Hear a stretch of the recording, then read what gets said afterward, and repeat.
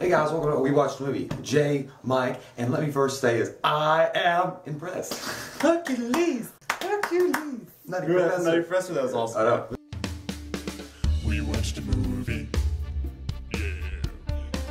We watched a movie. We watched it. We watched a movie.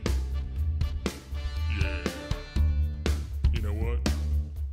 We did a review. We watched a movie.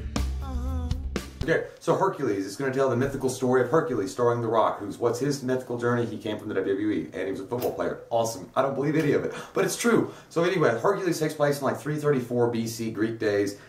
He's basically a mercenary, and what you find out later on is through some neat little storytelling tricks, you find that the myth and legend of Hercules is actually not all that it seems. A lot of charlatans that you are, but still, it's an overall badass fucking movie, I thought. I like a man with a short fucking skirt, and you know what he said? Like, look at this short fucking skirt, you know I'm gonna whoop your ass with it. You know, you just don't mess with like a leather short midi skirt. Dude, The Rock is like, he really is Hercules. I've never seen anybody that big in my life. His shoulder blade, just like whatever this muscle is here, literally I could crawl inside of it and go to sleep.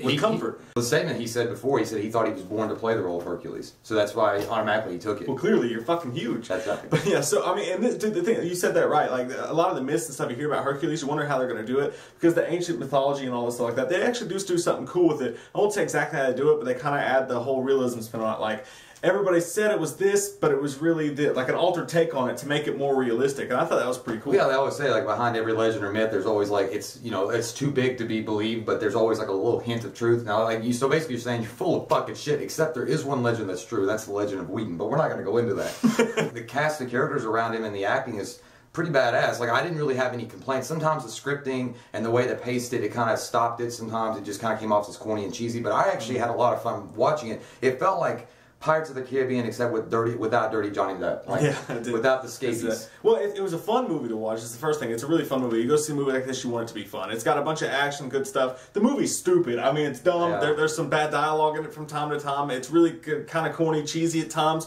It's almost it's perfect Britt Ratner. Like, it's just a fun movie to watch. I know Britt Ratner made some shit bombs, you know, X-Men 3 and things like that. The thing about him and his movies, what he does is, it's like you're gonna get the bare minimum, but done decently enough. Like, there's no, it's not 300. Like, there's nothing amazing with the visual effects done or anything, but they use what they have at hand, and you get exactly what you'd expect. It's nothing that's going to blow your mind, but it's an entertaining movie to watch. It's just, I mean, the movie's just, what's it about? I mean, it's not about anything. It's just a fun movie. It's a fun popcorn summer The Rock movie, but they did a good job of making it fun. Yeah, your panties will stay in your pants. There's not going to blow them away, but there's a lot of comedy elements that they put in this, and it didn't feel like they were taking it seriously, but they were having fun with it, which actually showed on screen and made the movie better. Now, if they were actually telling dialogue and shit and trying to be serious, it'd come off terrible, but The Rock knew, hey, this is a fucking mythological character. I've done this before. I smell what The Rock is cooking, and it smells like fucking steak and potatoes. They took it just serious enough at parts. Like, there's a good like revenge story in there to where you could get into the action and get behind it, and you want the bad guys to die and you want the good guys to win, and you're excited about that, but at the same time you can laugh at it. Ian McShane is freaking hilarious. He has this whole, like, he's supposed to be able to foresee his own death, and he always thinks it's coming, so he's always like, I'm ready. And it's just that there's a recurring joke. He's just like a little fucking drunk at the camp. Yeah. He's like, don't you know who you're talking about? And Ralph Fiennes, or however you say his name, he's good in this too. But the thing about Ralph Fiennes, every movie he's in, it's like, he's in a bunch of movies, but he always looks like a completely different human being. He never looks the same. He always looks like, he looked like in this movie he could be the one guy selling yogurt to people. Like, have this delicious, great yogurt. The girl in this, like one of his cohorts, is hot as fuck, and she looks like a badass Nicole Kidman. She looks like a younger Nicole Kidman. Does she have a daughter that we don't know about? I mean, like a straight up, like, identical twin daughter. Oh my god. Done. Put it on the Bobby. His whole little crew there is funny too, like Thaddeus and Deprescius and Benescius and Biscuit They all Sausage. sound like friggin' terrible wines. Biscuit Sausage. What's the good wine today, sir? It's like a Kringelschatz. Oh, okay. That was a great city. And they all look like they have overly dyed beards. Everyone's beards are dyed black, and they all have makeup on, like that guy from Lost and The Dark Knight. Special effects weren't like amazing over the top. You've seen it before, but it's still done well. It's acceptable. I believe you believe that The Rock is Hercules. Yeah, you do, and that's just because The Rock is so perfect in this I loved every. He doesn't have to do a lot either. I know, he just like every fucking time. But like there was so many cool. Well, there wasn't that many, but there was like 2 or 3 really cool choreographed battle scenes. But every time the camera shot up on him and he was standing there in his little mini, I keep on saying it's like his cocktail leather skirt. The camera would like zoom in and he had his like dreadlocks, or not dreadlocks, but his extensions on. He just always had that look on his face like, I'm gonna whoop your candy asses. Like it just came off like you fucking jabronis. I have a club. Yeah, he's totally believable in the role, and believable as a good guy too. Like you want to root for him. And it's not. But you could probably take your kids to see this because it's not really overly graphic. It's not that bad. I mean, it's PG-13 or whatever, but yeah, it's not that badly graphic. There's no sex scenes. He only says like.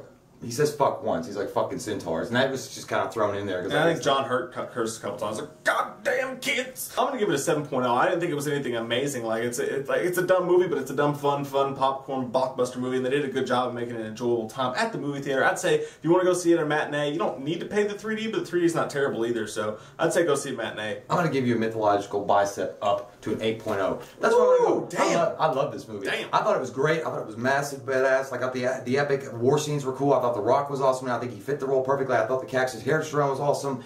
I just really had an awesome good time watching this. I didn't want to pay the 3D price. I don't think it was worth that, but still overall the storytelling, the pace, the scope, and the scripting was done really well, except for a little bit things like nuances about like how sometimes it was delivered. It might not have been the dialogue, it just might have been the way they delivered it. But it starts off so cool because they make fun of it and you're like, oh my god, this is going to be a terrible movie. But then it gets like, they're in on the joke, like the cast is in on it. So overall, yeah, I really liked it, 8.0. Apollo has lifted her skirt. What is your favorite movie that The Rock's been in ever? For me, it's still Walking Tall. I fucking love that movie. Ooh, I did like, oh shit, what's the Rundown? I like The Rundown a lot.